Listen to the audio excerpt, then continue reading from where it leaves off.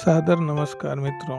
Episode 66 में आपका स्वागत है। आप सुन रहे हैं बेसिक साइंस लर्निंग और हम बात कर रहे हैं विज्ञान के कक्षा 6 की इकाई 11 मापन के बारे में। इससे पहले हमने द्रव्यमान के मापन के बारे में बात किया था। द्रव्यमान के बारे में बताया था कि किलोग्राम, डेकाग्राम, हेक्टोग्राम, कुंतल और उससे छोटी इकाई ग्राम, सेंटीग्राम, डेसीग्राम आदि होती है तथा सामान्य तौर पर किसी वस्तुओं का वजन नापने के लिए हम बाट का प्रयोग करते हैं या तराजू का प्रयोग करते हैं या कभी कभी पेन बैलेंस का भी प्रयोग किया जाता है। लंबाई नापने के लिए हमने मीटर का प्रयोग और लंबी दूरी नापने के लिए हम किलोमीटर का प्रयोग करते हैं तथा छोटी दूरी नापने के लिए डेसीमीटर, सेंटीमीटर और मिलीमीटर का प्रयोग करते हैं। यह हमने पिछले भाग में बताया था। इस प्रकार हमने समय के मापन के बारे में भी बात किया था।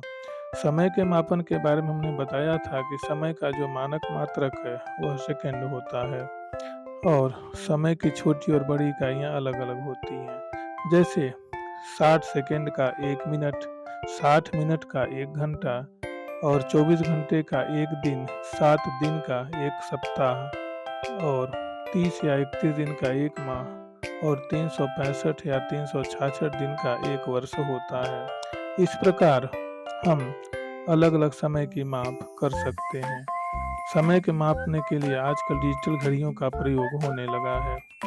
इससे पहले इलेक्ट्रॉनिक घड़ियां प्रयोग में लाई जाती थी। धावकों को या सही समय पता लगाने के लिए खेल कूद में हम विराम घड़ी का प्रयोग करते हैं। उससे पहले सूर्य घड़ी का प्रयोग सूर्य की परछाई को नापने के आधार पर किया जाता था। उससे यह पता लगाया जाता था कि समय कितना हुआ है। इस प्रकार हम भौतिक राशियों के लंबाई, द्रव्यमान और समय मापन के बारे में बात कर चुके हैं। अब हम ताप का मापन किस प्रकार किया जाता है उसके पर हम बात करेंगे। तो आइए हम बात करते हैं या एक क्रियाकलाप करते हैं। 3 खाली पात्र लेते हैं और एक गिलास में ठंडा जल, दूसरे में सामान्य जल और तीसरे में गर्म जल लेते हैं। एक हाथ की अंगुली को ठंडे जल में तथा दूसरे हाथ की अंगुली को गर्म जल में कुछ देर तक डुबोए रखते हैं। अब दोनों हाथों की अंगुलियों को समान पानी में डुबोते हैं। क्या अनुभव करते हैं? हम यह अनुभव करते हैं कि ठंडे पानी में रखी जो अंगुली है वह सामान्य पानी गर्म लगता है, जबकि गर्म पानी वाली अंगुलियों को यह पानी ठंडा अनुभव होता है। हमें यह प्रयोग या यह क्रियाकलाप करते समय यह सुनिश्चित करना चाहिए कि पानी अत्यधिक गर्म न हो जिससे कि हाथ जल जाए। इस प्रयोग से यह स्पष्ट है कि कोई वस्तु गर्म है या ठंडी, यह निश्चित करने के लिए हम अपने स्पर्श इंद्रियों पर पूर्णतया विश्वास नहीं कर सकते हैं। तब हम यह कैसे ज्ञात करते हैं कि कोई वस्तु वास्तव में गर्म है कि ठंडी है? इसके लिए किसी वस्तु की गर्मी अर्थात उष्णता की विश्वसनीय माप उसके ताप से की जाती है। ताप नापने के लिए हम जो युक्ति या यंत्र प्रयोग करते हैं उन्हें हम तापमापी या थर्मामीटर कहते हैं। ताप का मानक जो मात्रक होता है वह केल्विन होता है। दैनिक जीवन में ताप का जो प्रचलित मात्रक होता है वह डिग्री सेल्सियस तथा डिग्री फ़ारेनहाइट होता है, लेकिन मानक जो मात्रक होता है वह डिग्री केल्विन होता है। इस प्रकार ताप का मापने का एक अलग तरीका होता है। जो बर्फ जमता है, जल का जो बर्फ जमता है वह 0 डिग्री सेल्सियस पर जमता है, जो फ़ारेनहाइट में -32 डिग्री फ़ारेनहाइट होता है। और वही डिग्री सेल्सियस में जब पानी उबलने लगता है तो वह 100 डिग्री सेल्सियस पर उबलता है और जो 212 डिग्री फ़ारेनहाइट के बराबर होता है। तो ताप नापने के लिए जिस हम युक्ति का प्रयोग करते हैं उसे तापमापी या थर्मामीटर कहा जाता है। शरीर का ताप मापने के लिए हम अलग प्रकार का थर्मामीटर उपयोग करते हैं, जिसे हम क्लिनिकल थर्मामीटर कहते हैं या डॉक्टरी थर्मामीटर कहते हैं, और जिससे किसी अन्य वस्तु जैसे जल का उबलना या बर्फ का जमना जो मापते हैं उसको हम प्रयोगशाला थर्मामीटर या सामान्य थर्मामीटर कहते हैं। इस प्रकार थर्मामीटर अलग अलग ताप मापने के अलग अलग थर्मामीटर के रूप हैं। आजकल हम डिजिटल थर्मामीटर का उपयोग करते हैं। इस प्रकार हम अलग अलग थर्मामीटर का उपयोग अलग अलग क्षेत्र में कर सकते हैं। थर्मामीटर के बारे में हमें कुछ और भी जानना चाहिए, जैसे जिस तापमापी से हम अपने शरीर का ताप मापते हैं उसे डॉक्टरी थर्मामीटर भी कहते हैं। डॉक्टरी थर्मामीटर से हम 35 डिग्री सेल्सियस से 42 डिग्री सेल्सियस तक ताप नाप सकते हैं। मानव शरीर का जो सामान्य ताप होता है वह 37 डिग्री सेल्सियस या 98.6 डिग्री फ़ारेनहाइट होता है। विभिन्न प्रयोजनों के लिए विभिन्न प्रकार के तापमापी उपयोग किए जाते हैं।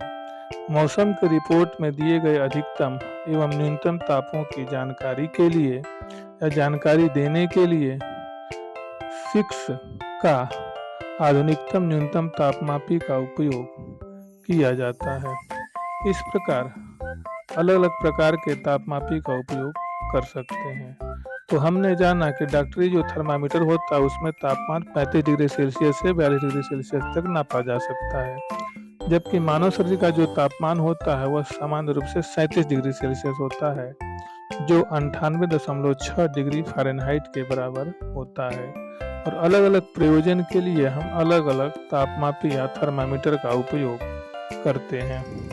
इस प्रकार हम कह सकते हैं कि ताप का मापन जो होता है वह डिग्री सेल्सियस या डिग्री फ़ारेनहाइट में किया जाता है, किंतु इसका जो मानक मात्रक होता है वह केल्विन होता है। अब आइए क्षेत्रफल के मापन के बारे में बात करते हैं, जिसे हम एरिया कहते हैं। किसी वस्तु का कोई पृष्ठ किसी तल पर कितनी जगह लेता है या कितना जगह घेरता है वह उस वस्तु का क्षेत्रफल कहलाता है। इसका जो मात्रक होता है वह वर्ग मीटर होता है। आयताकार वस्तुओं का क्षेत्रफल उसकी लंबाई तथा चौड़ाई के गुणनफल के बराबर होता है। उदाहरण के लिए आप अपनी अभ्यास पुस्तिका की लंबाई और चौड़ाई स्केल से माप करके पता लगा सकते हैं। अब लंबाई चौड़ाई पुस्तिका का ले करके उसके बाद हम प्राप्त लंबाई और चौड़ाई को जो गुणा करेंगे तो गुणनफल जो प्राप्त होगा वही क्षेत्रफल होगा। हम अनियमित आकार के चीज़ों का भी क्षेत्रफल आसानी से लगा सकते हैं। इसके लिए हम ग्राफ पेपर का प्रयोग करते हैं और उसमें खानों की संख्या गिन करके हम उसका पता लगा सकते हैं। या अन्य तरीके से यदि किसी टाइल्स का हमको क्षेत्रफल ज्ञात करना हो तो उसमें छोटे छोटे कार्ड लगा करके गिन करके हम उसका क्षेत्रफल का पता लगा सकते हैं। इस प्रकार क्षेत्रफल ज्ञात करने के कई तरीके हो सकते हैं। जो क्षेत्रफल के जो मानक मात्रक है वह वर्ग मीटर है, जबकि उससे छोटी जो इकाई होती है वर्ग डेसीमीटर, वर्ग सेंटीमीटर, वर्ग मिलीमीटर, और उससे बड़ी इकाई वर्ग डेकामीटर, वर्ग हेक्टोमीटर, वर्ग किलोमीटर है। आयत का जो होता है आकृति, जैसा कि आप देख रहे हैं उसमें लंबाई और चौड़ाई होती है और इसका क्षेत्रफल का सूत्र होता है लंबाई गुणे चौड़ाई। उसी प्रकार वर्ग का क्षेत्रफल भुजा गुणे भुजा, भुजा अर्थात भुजा के घाते 2 होता है। उसी प्रकार वृत्त का क्षेत्रफल पाई गुणे त्रिज्या के घाते 2, जिसमें पाई का मान 22/7 या 3.14 हम रख सकते हैं। इस प्रकार हम अलग अलग क्षेत्र में अलग अलग माप ले सकते हैं और अलग अलग क्षेत्रफल उसका ज्ञात कर सकते हैं। तो इस प्रकार क्षेत्रफल मापने के अलग अलग तरीके हो सकते हैं।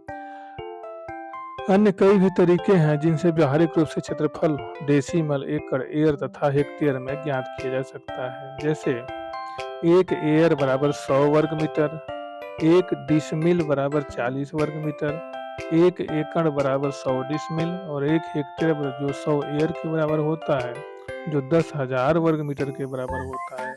वहीं 1 हेक्टेयर 2.5 एकड़ के बराबर होता है। इस प्रकार मानक मात्रक नापने के अलग अलग तरीके हैं और क्षेत्रफल नापने के ये सभी तरीके जिससे खेतों की लंबाई, खेतों का क्षेत्रफल निकाला जाता है। तो मित्रों, आज के इस एपिसोड के साथ बस इतना ही। अगले एपिसोड में हम आयतन का मापन किस प्रकार किया जाता है इसके बारे में बात करेंगे। तब तक के लिए